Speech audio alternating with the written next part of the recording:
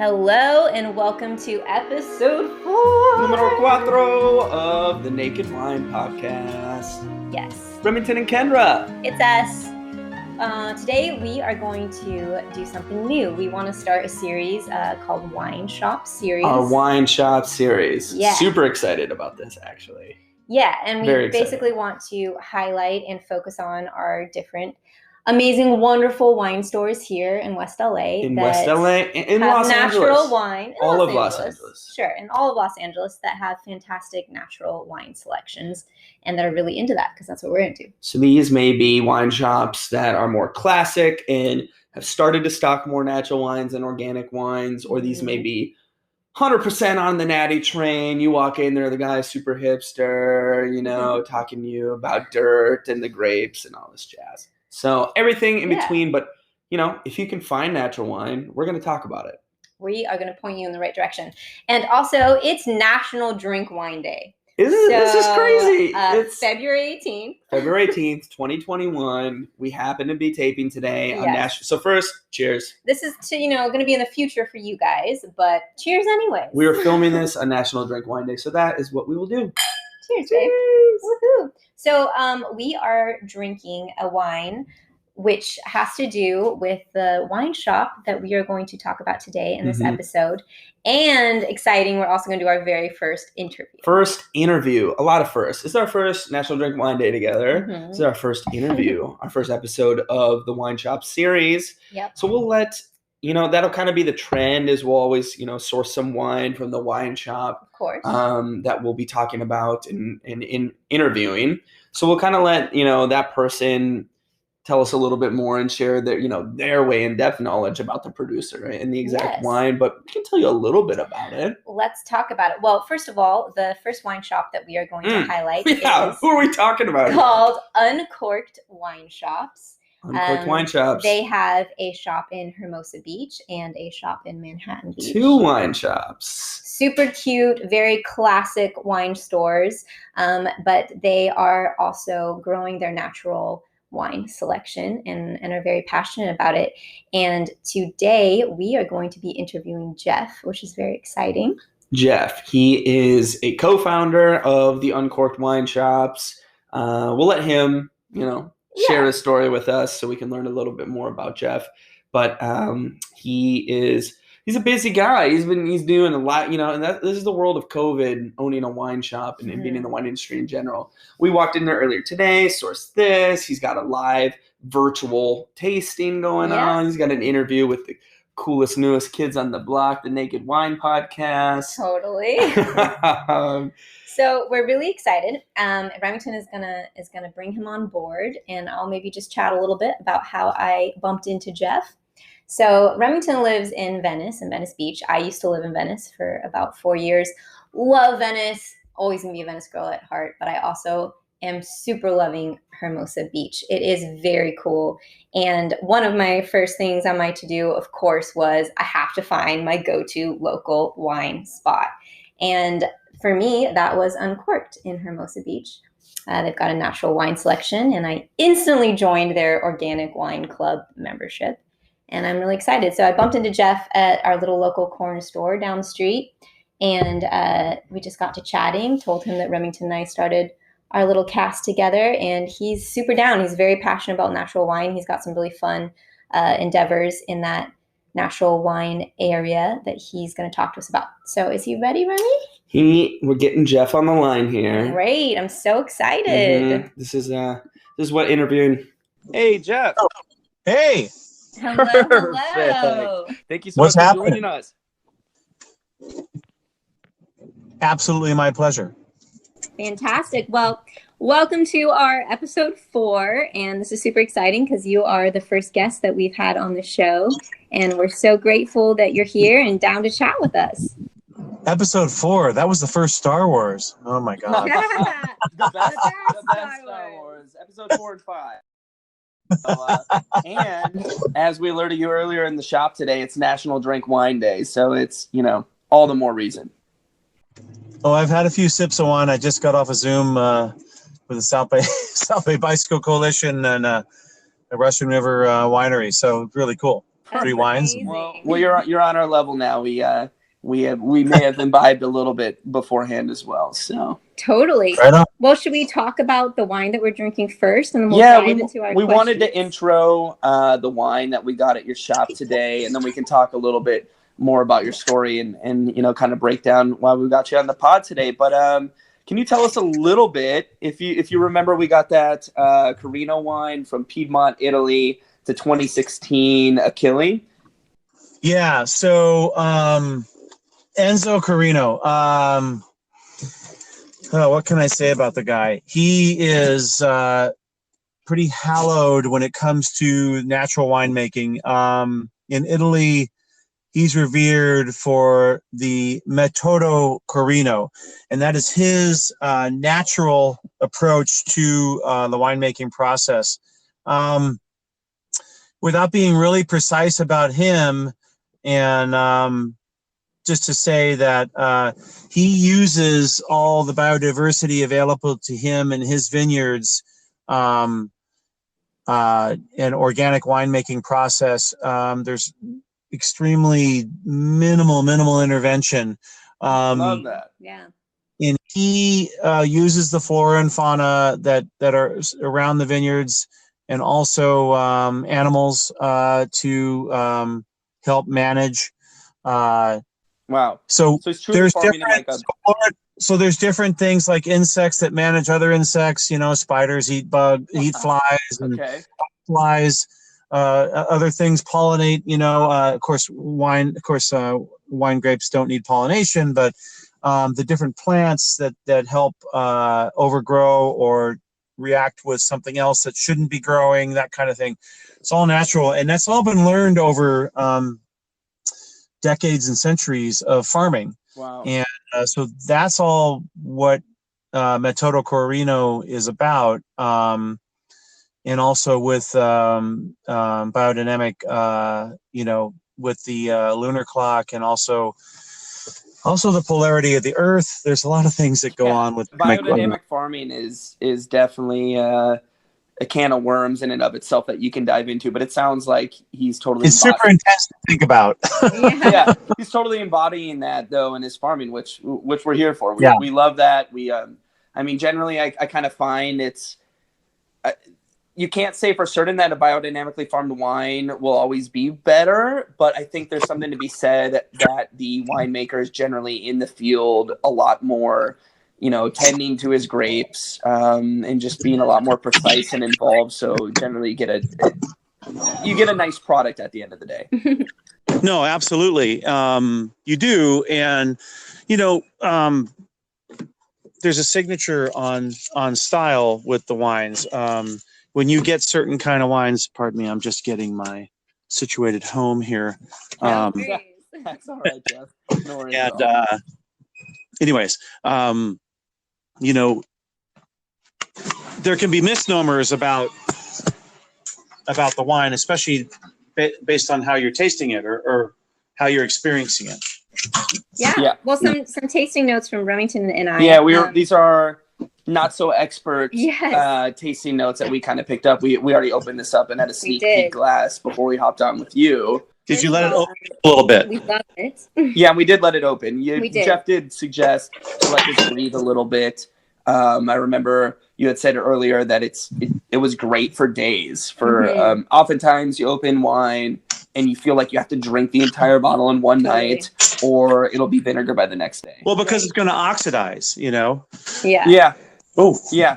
Well, not the case. As long as you properly store it. This one was, I'll take your word for it. It tasted fabulous for a couple of days on end. But a couple of the tasting notes on this guy, we were picking up some like leather, herbal, maybe some oregano. What was that one flower you tossed out? I was getting like tuberose and velvet. I had to Google that one. Tuberose is one of my favorite flowers in the whole. Really? I love tuberose, but I get that with this wine, and I'm not complaining. It's right up my alley. It fills up your mouth. It's got the perfect balance of tannins. Yeah, the perfect. Not anything that's going to grab your tongue and run away with it and like leave you speechless. It's like just the right amount of tannin, and it is like midnight red, a little tawny as you pointed out, which just might say Right. 2016, so it Yeah. ages very well. Yeah. And it's actually it's really quite delicious. It is. Earthy, oregano, tuberose, little leather, a little smoke, maybe a little cigar. Well, Pretty crazy. It's very nice. When you think about it, so a sommelier will tell you, or some, whatever level they are, a really good wine gives you a feeling of a sense of place, like what it would be like to be there in the vineyard or be there in the land. And so everything you just described is pretty much kind of just cruising around that vineyard or on the slope side, whether you're smelling olive trees or cedar or tuberose. My God, yeah. We need to email Yes. this gentleman, and if he has tuberose planted in his vineyard, and I win. I quit. And you win, yes. So you could, and he will. They will respond. Either he or his daughter would. Oh wow! That's so cool that they work together. Super cool people. And I could put you in touch with Sheila Donahue from Veravino. Veravino Gusto is her website, and she imports this wine. And nice. We love talking about our importers. And an amazing lady. I'm so fortunate to have met her, and you could definitely look forward maybe on another episode to have her, because there's other natural wines that she has. It's not all that, but she does have some really cool ones. Some of these importers can have hundreds of wines, and some of them can have just a little page. Like they'll walk in my shop, and they have 2 pages of wine, or I have 3 wineries I'm doing because this is my passion. That's what I do, whatever. But the Achille and the Centine, those 2 wines are really fun wines. And, one of the things that raised your brow when you saw it was, oh, wow, look at that alcohol. Yes, yeah. True. Yeah, it is at 15% on the label, which is pretty high. Pretty high.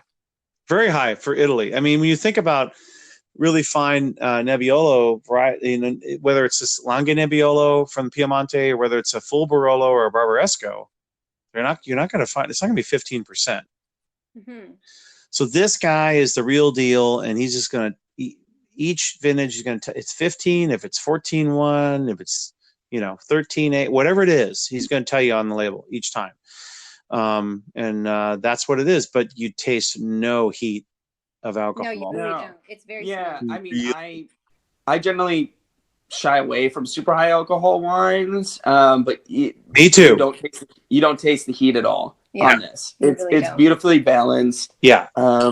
He pointed us in the right direction, and honestly, when anybody is doing biodynamic farming and then probably using similar low intervention practices in the cellar, I'd love to try their end product, no matter what, because it's going to transport you to that place. The other thing too to understand about Italy and some of the different northern latitudes is there's a warming trend, and whether you call it global warming or not, especially in a different region just adjacent to Piemonte called the Valtellina, which is a little more mountainous, and just to the east of Piemonte.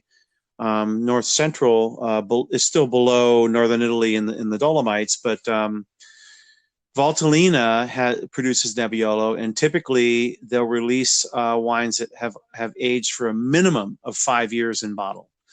They have some 2006 Valtellina in the Collectors Club this time around, but they're actually going to super aged Nebiollos, because the reason why they did that was the age for the short growing season. The age allows the wine to evolve in bottle, in vessel, whatever that happens to be in this case.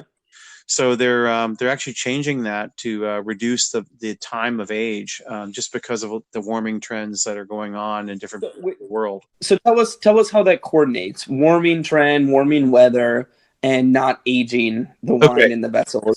So in Bordeaux, in Burgundy, like in France, in Western Europe, Spain as well, most Europeans drink wine that have age on them. Most of us consumers in North America drink wine, open a bottle of wine and drink it right away, and it's a year old. We drink it typically in traditional sense. We drink it too young, especially for red wines. And most of your European wines have 5 years or more of bottle age before they're consumed by people at a dinner table or at a restaurant or whatnot. That's been a classic way.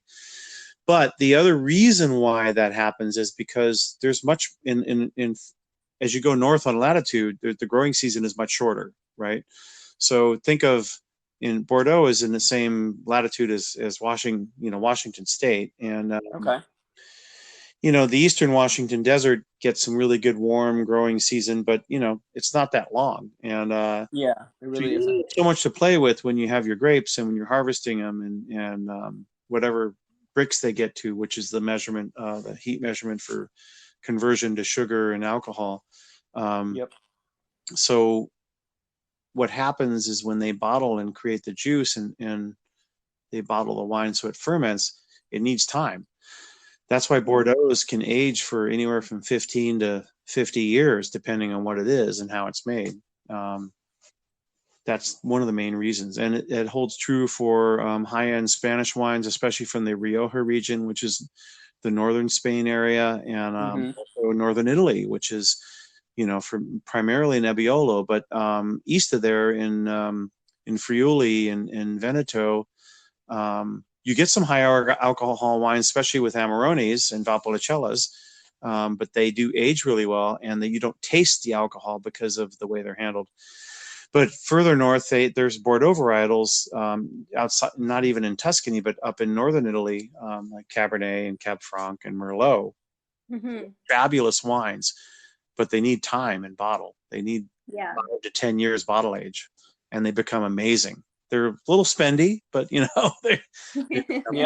cool. So Nice. I try not to steer people towards spending too much on wine, at Uncorked. 15 to $20 is very fair, and you get a really good quality wine from all parts of the world. But if you're going to pony up, we like to direct you to certain things and have fun with it. It doesn't have to be a big brand name. Not that I'm against that. It's just that you can go get a lot of those bigger brands that are marketed to you at Costco, or at Total Wine. Yeah. No, hands down. Nothing wrong with that. There's a little bit wrong in some cases, but there's nothing wrong with that.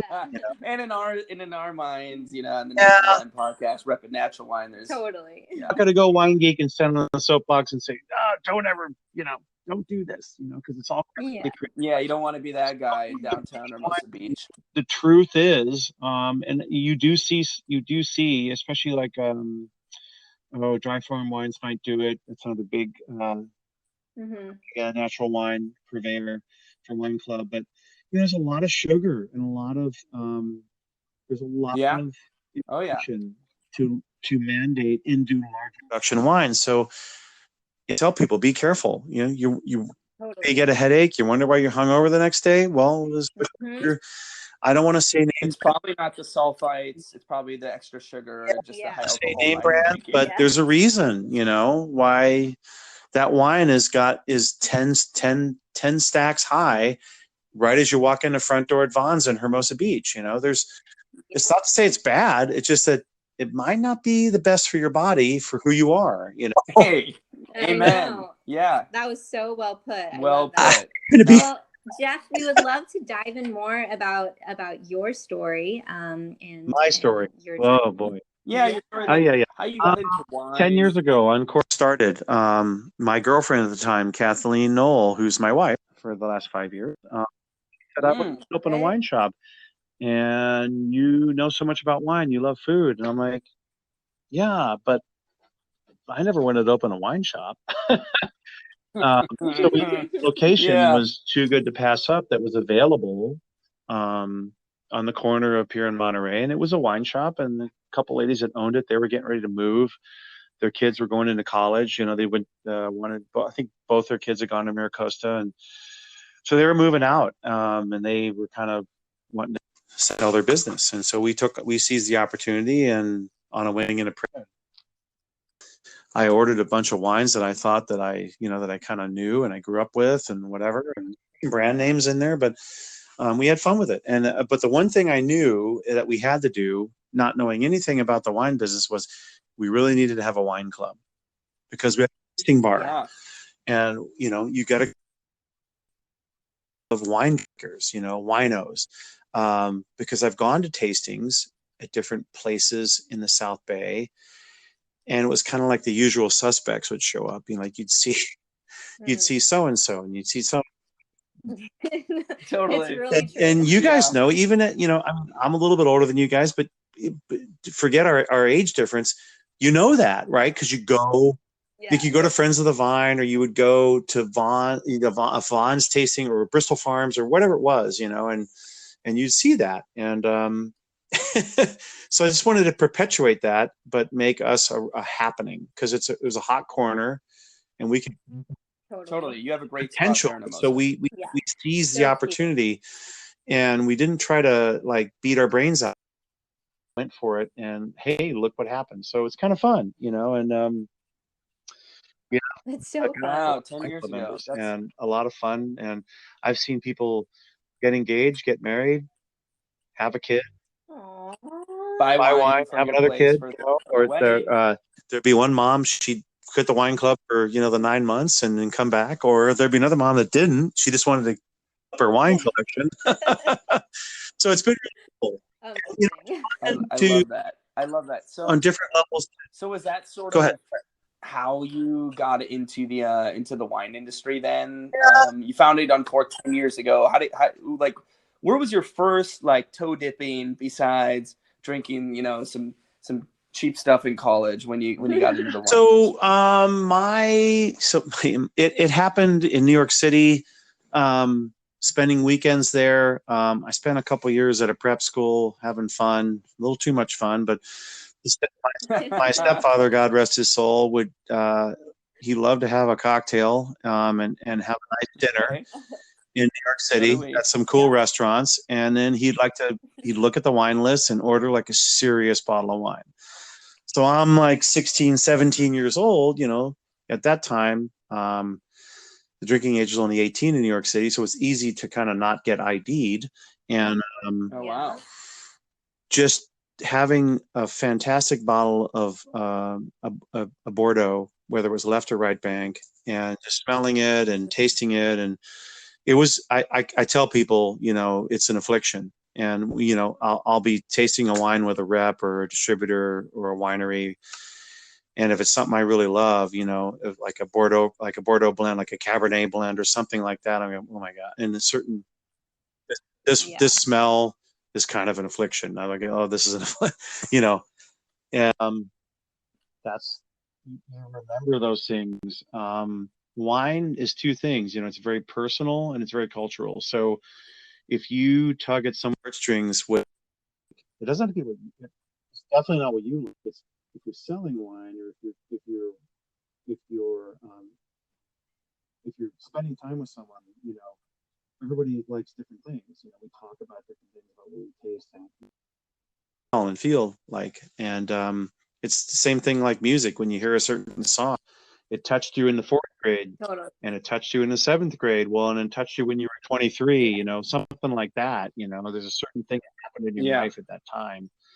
So wine is very similar to that, because, you know, it has to do with age. It has to do with the age of the wine. So it has to do with the type of the wine. So I'm all over the place about this stuff, but you can bring it all back in by saying, you know, personal and cultural. And cultural being, if I'm half Sicilian or half Italian, and my grandfather, you know, has got red wine and he's mixing it into my Coca-Cola when I'm 8 or 10 years old, so I fall asleep. Red wine and Coca-Cola? You know?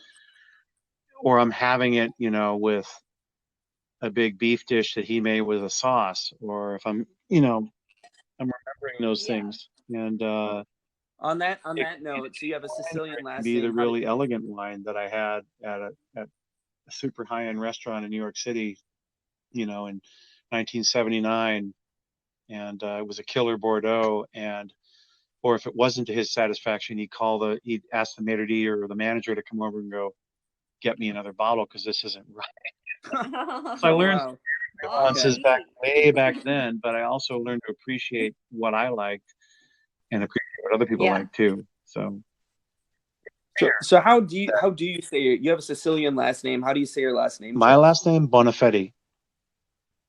Bonafede. Okay, I Bonafede. was right. I just didn't want to butcher it. Jeff Yeah. Bonafede. Sicily. I went to Sicily for my first time in the past year and a half, and you had been there too recently. I went to Sicily on my Atta honeymoon a year and a half ago. Yeah. Loved it. Fell in love. Amazing. So cool. Well, I would love to know, Jeff, how you kind of got more into like the natural wine scene and what that looks like So for you. The natural wine scene to me is very important because what's happening in the world of winemaking, and very similarly with a lot of things, especially in the U.S., the small business owner, the strength of what, God, so, but, how this country came to be in the entrepreneurial spirit of even from a constitution and a revolution and the War of 1812 and on into now, people are opening up distilleries, people are opening up breweries, and there are people who I remember 5 years ago meeting a young couple who he took all of his 401k and started a winery in Oregon, and he makes fabulous wine. He just threw his hands up and said, "Screw it! I want to make. I love this, and I'm doing wine." And I know different people. Do you remember the guy's name or the winery's name? Oh God. Well, one of the wineries I love there in Oregon is Division Winery. Oh, okay. The other one that I just spoke of is called Walter Scott. Cool. Very small wineries in the Willamette Valley, and they're really they're amazing in what they do. Brooks Winery is a Janie Brooks makes some really amazing Rieslings, but she makes as well. But as far as natural wine's concerned, there's a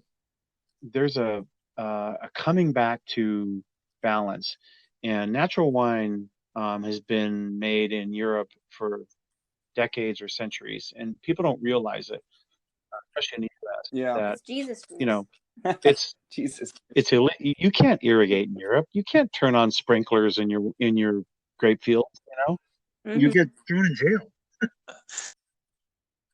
Yeah. I mean, there's, as far as dry farming for wine or for wine grapes and for farming, I mean, that's all stuff that's happened with modern farming practices. There is a whole coming back to balance that's been happening for the last at least 10, maybe 15 years, but really more 10 years. There's a book that I wanted. Damn it. I wish I could remember the name of this book, but it's in a second or third edition now, but it does cite a lot of different wineries, especially in California. The Legeron books, the raw wine founders books? Or... God. I forgot the name of it. Should have done homework for my first time on one of your episodes. I appreciate it. Yes. Who else had a really nice book? Eric Asimov, who's the main writer for New York Times. He's a really good reference to learn about smaller wineries and what they do in different parts of the country, especially in California and Oregon and Washington, but of course the West Coast. But his first book he wrote was a brilliant book, and just kind of help younger, I hate to say it, but younger people who are learning about wine, who are just intrigued by it, to move forward with how they want to evolve with wine. Because, wine is important, man. It's one of the most important. It's a condiment to all kind of food. I completely agree. Yeah, very important. So it kind of sounds like your love for maybe natural wine perhaps coincides with small winemakers. Not saying all small winemakers make low intervention style wines, but a little bit hand in hand. You're not putting out the mass. Yeah, it does go hand in hand. Less manipulation. The French style in Burgundy, and especially in the Rhone Valley, has to do with gravity and low manipulation. It doesn't have to do with taking grapes and pumping them over and pressing them down. And you've got to let gravity and Mother Nature, using low amounts of. I'm not a winemaker, but I learned this stuff from different people. Okay. Like just even like the Saccharomyces yeast. The lower amount of Saccharomyces you use, the less sulfites you have in wine. There's sulfites in every wine. I don't care. There's no such thing as a sulfite-free wine in my mind, Right. Yeah, But that doesn't bother there us is as something much with either. super low sulfites. It won't affect the person who can't handle them, which I get. It's kind of thinking of the same terms of having nitrates, in preservatives for meats. Yeah, and like cured Yeah, meats and and everybody's most people, if you're really you really want bacon, go get the uncured bacon. Well, that's all I eat now. Well, it's not going to give you as much of a reaction in your body and your soul, but natural wine balance is what is coming back to balance. And the book I just remembered, I think it's called The New California Wine. You might want to just, if you got a computer here, the New California. So that was an edition that came out 7 or 8 years ago. I want to say maybe longer, but there's probably in its second or third edition because it's added some wineries. But it's really a good tell on some small wineries up and down the coast, all the way up to Washington. Is it a book by John Bonet, The New California Wine, A Guide to the Producers and Wines Behind a Revolutionary There you go. Taste? That's it. Perfect. That's the one. We love book recommendations. So that's one to look at, and it profiles different people, all up and down, and it's a good guide to kind of get in tune with the way in which it was done back in Europe, like old world style, which was minimal intervention, using animals. There's no pesticides, there's nothing. Yeah. And there's a producer that comes to mind up in NorCal. Was it Nick Couturi or the Couturi? And I know he's got a relative that's younger than him that's also producing wine now under a different label. But I know that he's one of the OG kind of bringing, California wine back to its old school methodology and low intervention style. That I've always. You think about the 1850s, on up to the early 1900s. I mean, they didn't have pesticides. They got what they got. All that is new, Miracle Grow, and what's the I mean UC Davis developed the AXR rootstock, which Phylloxera Laos couldn't get into, which is great, Yep. But that's good science, you know what I mean? There's a lot of bad science out there, I mean, throwing a big bag of tartaric acid into a vat of wine to kind of to save something because there's a monetary loss. It's serious monetary loss that's going to happen, and someone's going to lose their job. That sucks, Yeah. And that's a whole podcast in and of itself. But there's umpteen million additives, right? Oh, tartaric acid. Like there's a bunch of things you don't even want to know. I'm afraid to tell people because there's probably some bottles of wine in Uncorked that probably have stuff like that in there, but there's very few. And when you find out what one you have, then I get rid of it. I mean, you can tell the difference when you're drinking it and when your body's processing it too. You can definitely. It tastes a little bit. 100%. It's alive. And I know that there's so many people who. But it tastes I mean, you honeymooned in Sicily, and there's so many people who tell me, man, I went all over the place. They come to the shop and they'll go, I drank all this wine, I had all this pasta, or I did this, and man, I felt great. I feel amazing. Why is it I feel like shit when I, I know when I go to the Olive. Well, I know. Olive Garden to get the. No offense, I'm never. I'm trying not to walk in. I'm not going to walk in the Olive Garden. So, but so true. I mean, I always say that, and I go to Europe. All I do is drink wine and eat cheese and bread all day and pasta, and I just come home feeling like $1 million.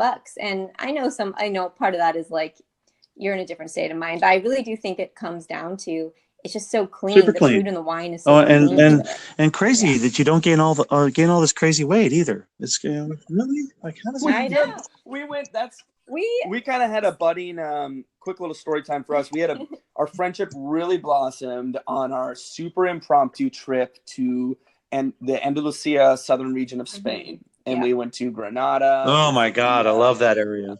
Malaga. Yeah. Been to all those places. Oh yeah, we drank and ate our way through. Cared 5% about the monuments and the museums, and 95% about the tapas and the wine bars. Yes. And which you didn't start doing until like 11 o'clock at night. Oh yeah. Oh my gosh. And we didn't gain. We lost weight. We lost weight. I don't know how. Well, it's all that dancing you started doing at 2 a.m. at the club. Dancing and walking. You're right. The dancing, the walking from bar to bar to bar. The dancing afterwards. But come on, you did go to the Alhambra. Please tell me you went to the Alhambra. Okay. We did. I mean, you went to the room where Columbus took a knee and asked Queen Isabella for money to buy the Pinta, the Nina, and the Santa Maria. Come on, you had to have done that. We did. We bookended our Alhambra visit with a tapas place before and afterwards, but we definitely had to go to the Alhambra in Granada, Spain. Yeah, really cool places, you know.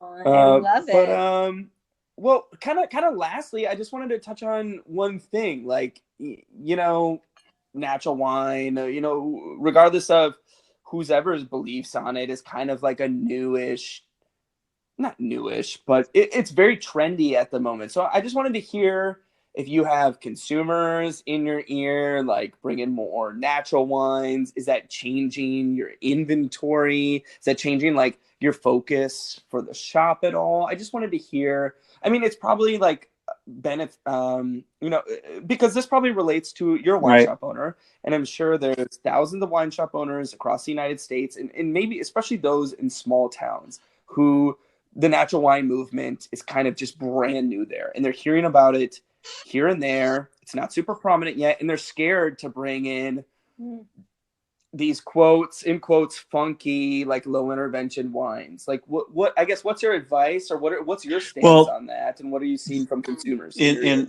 a large metropolitan area like Southern California, especially being on the left coast? You know, you got the beach, you got a lot of different things going on and influences here. It's very trendy. So here it's super easy. And I'm a wine geek. So you want to talk to me, you come talk to me about orange wine. I'm going to tell you, you need to drink the wine of the ancients, you know, the way it was made in amphora, huge amphora clay pots is half the size of the wine shop in the room on, from 2,000 or 3,000 years ago. If you want to know what, it's cultural and personal. So if you want to know what people drank, a couple of millennia ago, then that's what you do. That's what you drink. But, in Ames, Iowa, I don't know. I mean, people are getting in the middle of the country, people are getting marketed to a lot. And it's not always in a bad way, but, they're going to be larger brands. And some of those larger brands are made well, in my mind. But when you're here, when you're in a trendy area, why would you want to just go with the safe brand name? Why wouldn't you want to venture out? Why wouldn't you want to learn more? It's like, come be in our wine club. You want to learn more, Did you know that there are over 1 million bottles of wine are made in Morocco every year? And it's a Muslim country. So, the French had influence there. So, you know what I mean? So it's one of those things. And we have some, I've got 2 Moroccan wines in the organic section of our club, which is a very small section right now, but we're going to grow it. And we're going to have a separate website for the organic club coming up very soon. We're going to launch it. Allnaturalwines.com, but these... I gotta highly recommend this organic club. I'm part of the wine club at Uncorked as the organic ones, and it is fabulous. I look forward to it every first of the month. And you learn about like ancient grape varietals and different things, grape strains that something was supposed to be extinct and it got brought back to life by this one farmer who, there's a guy in southern France. His winery is called Le Petit Barriot, and he does a Malvasia.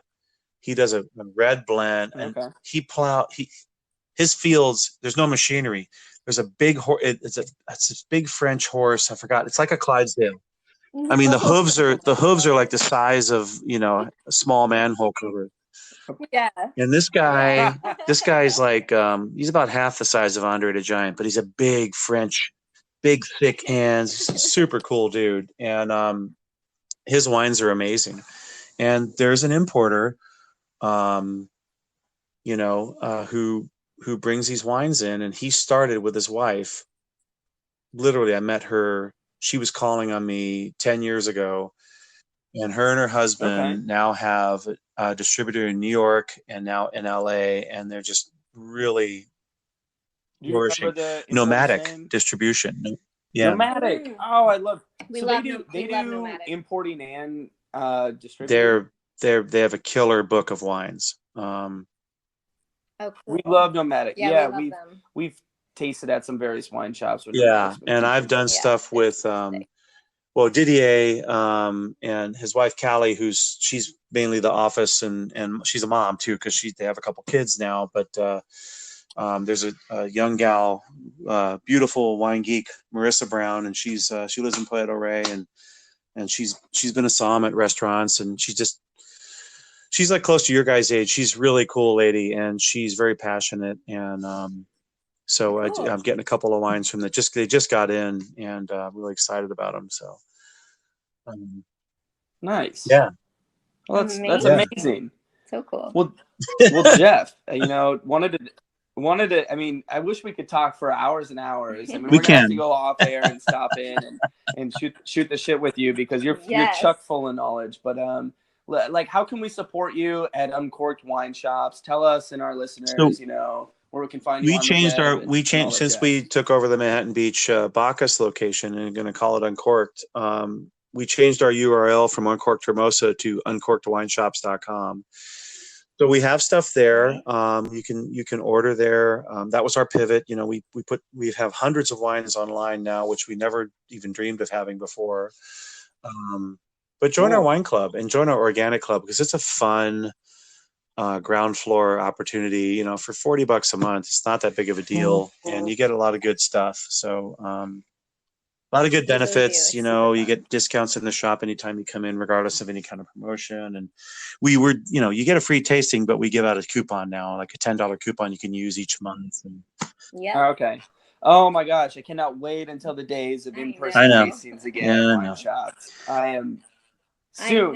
The light at the end of the tunnel is near. And your shop in Hermosa is so cute. That like back area, I can just imagine like pre-COVID, because I moved here just recently, but I can just imagine. Yeah, it's super fun, and we're going to go for it. I mean, both cities, man, they're going to allow with the outdoor dining, with the parquettes. We're going to take advantage of that too, because we already got approved by the ABC to do it. But since the different ups and downs of reintroduction of the measuring of different case loads, but the case loads are starting to go down. We're 5 days in a row at 25 or less per 100,000 in LA County, so that's a really great indicator. There we go. We're here. Wine tastings, here we come. Wine tastings, it's coming sooner than you can think. So, but I can't say, but it's we definitely feel positive about it. And when it was kind of bleak, for just a month or two ago. So. Yeah, totally. Well, I also saw that we can find you on Instagram at Uncorked Wine Shops. So anybody who's listening can follow you there. And you said earlier that you have 6 wine clubs. But hey, if you're into natural wines, hit up the Organic Wine Club. Get in on the ground floor, man. It's going to be a fun ride. Hey, we'll strap in, get ready, get your juice, and get ready to rock and roll. Jeff, we can't thank you enough for being our first interviewee and hopping on today and spilling some. I love that you guys are doing this, and please, I'm happy to come back anytime. Okay. Awesome. Love to hear that. You got it. All right. Well, happy National. You too, guys. Take care. Bye. Right, take care, Jeff. Thank you, everybody. Thank you, Jeff. Have a great night. Cheers.